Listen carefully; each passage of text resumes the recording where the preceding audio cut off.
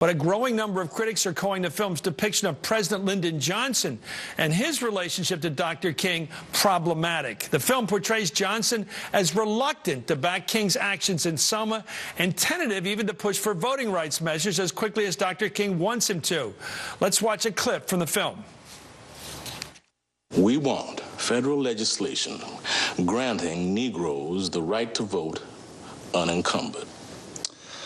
Well, that's fine, but most of the South is still not desegregating. Let's not start another battle when we haven't even won the first. This voting thing is just going to have to wait. Well, many historians take issue with that portrayal. Mark Updegrav, the director of the LBJ Library, of course, wrote in Politico, quote, "This characterization of the 36th president flies in the face of history. Why does the film's mischaracterization matter? Because at a time when racial tension is once again high in this country, from Ferguson to Brooklyn, it does no good to bastardize one of the most hallowed chapters of the civil rights movement by suggesting that the president himself stood in the way of progress." Joseph Califano was a top White House aide to President Johnson. He's the author of The Triumph and Tragedy of Lyndon Johnson. And James Peterson is the director of Africana Studies at Lehigh and, of course, an MSNBC contributor. Gentlemen, thank you for joining us. Mr. Califano, thank you for joining us. I am with anybody who believes in preserving history as it actually happened. Tell me, did this moment ever happen when Lyndon Johnson said, "Slow down, guys, we're going too fast on voting rights"? Anything like that ever happened? No, it didn't. Lyndon Johnson, this was the greatest bill he passed. He said that many times. Indeed, he told Nick Katzen back in December of '64 to start drafting a voting rights bill. He and Dr. King met in December of '64. Andrew Young has talked about that meeting. He was there, I wasn't, in which he said they were partners. These two men, Lyndon Johnson and Martin Luther King, were partners. They worked closely together. Dr. King, Lyndon Johnson, in January of 1965, called Dr. King. They talked on the phone about a lot of things, and LBJ said nothing will be more important than giving them the vote, giving blacks the vote. And which he called Dr. King, I want you can contribute to this by you and your leaders finding the worst place in the South, get it on the radio, get it in television, get it in the pulpits, so that a guy on a tractor in the Midwest will say, "That's not fair. That's not fair. You do that, and I'll be able to shove this bill through up here in Washington." Actually, the middle part of the country was very good on civil rights, and the central part. Anyway, civil rights leader Andrew Young was with Dr. King, as you say, in the White House that December of '64. He said the tension portrayed in the film didn't happen. Let's watch him. President Johnson did not say that it had to wait. He said that I have a great agenda, and I just got through. Remember, this was December. The Civil Rights Act of '64 had just passed in July. So we're coming 6 months afterwards, and we did not expect him to commit, but we did expect him. We were really kind of letting him know that we had to pursue voting rights. At the time when we met with President Johnson in the middle of December, neither Dr. King nor President Johnson had thought of Selma. Professor, what do you think about this, getting something wrong like this? And I believe it is wrong. People are saying it's wrong, like Andrew Young. It didn't happen. There wasn't tension in the room. LBJ was not an obstacle to voting rights. He just wasn't. He was a champion of voting rights.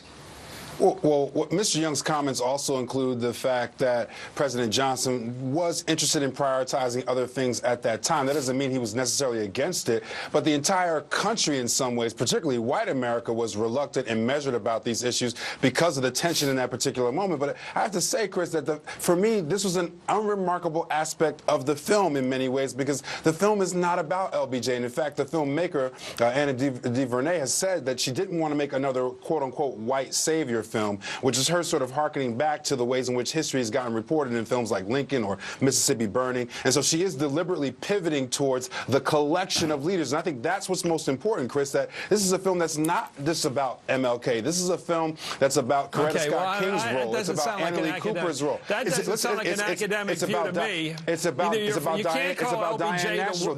Chris, this is an academic view that the way that we report history, first of all, the way we report history is often multiple narratives and competing interpretations. But are you arguing that there's let me go to Joe Calfano here. Is there a legitimate argument that LBJ didn't support the Voting Rights Act? I don't know if there's a contributing narrative at all, because the director of this film will not come out on the record and actually say what the history was. She says it's her movie, but there's no argument on facts, it seems. Even from the professor, there's no argument over facts. LBJ was a supporter of voting rights and civil rights, the greatest champion we had. Why do we change this? Was, Chris, but we can argue about the reporting of history, Joe Calfano, because that's what history's about. Give me a chance, please.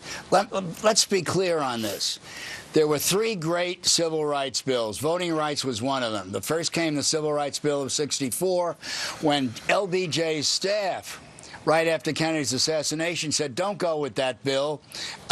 You're going into an election year. And LBJ said, what the hell's a presidency for? And he went with it and he got it passed.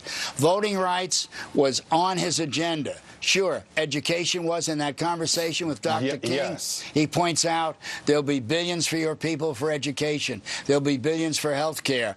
But the most important one is voting. If they get the vote. And the day when we came back from the White House that day in the car, back from the Hill that day, he signed it in the car, LBJ said to me, get on the phone, call Katzenbach, who was the Attorney General. I want suits filed. We got to end the poll tax. We got to end literacy tests in the southern states. And I want federal examiners. And we sent hundreds of federal examiners into virtually every county in those 5 southern states that week. I mean, this was the and in later years and later in his presidency, LBJ said we passed a lot of bills, Medicare, Medicaid, this and that, but the most important bill we passed was the Voting Rights Bill. Well, after the images of Selma were beamed around the country, let me go on and show some pictures here, where President Johnson delivered one of his most significant and moving addresses to the country. In it, he uses the language of the civil rights movement to push for voting rights. He also pushes for the country to embrace the civil rights movement as a whole. Let's watch LBJ. Even if we pass this bill, the battle will not be over. What happened in Selma is part of a far larger movement which reaches into every section and state of America. It is the effort of American Negroes to secure for themselves the full blessings of American life. Their cause must be our cause too, because it's not just Negroes, but really it's all of us who must overcome the crippling legacy of bigotry and injustice. And we shall overcome.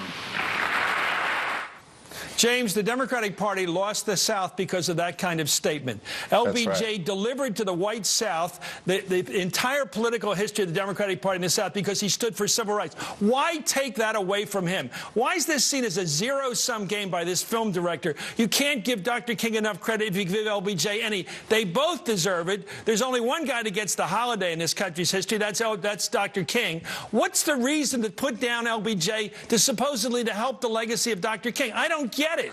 What's the purpose? Chris, my sense of the film is that it does not put down LBJ. The things that you guys are pointing to, which are absolutely correct, are actually historical moments that are out beyond the scope of the thing that's in question in the film itself.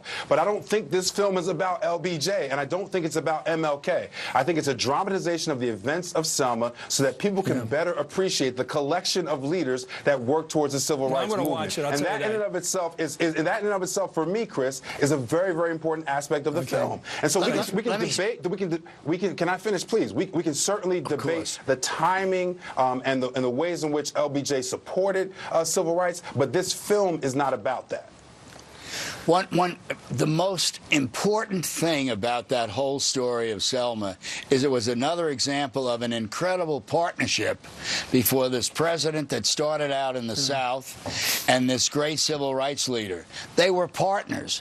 What we would give to have partners like that today in this country, well said. in the leadership and in the White House. Joe Calfano, thank you, sir. James Peterson, gentlemen, thank you for coming up. It's a great debate coming up.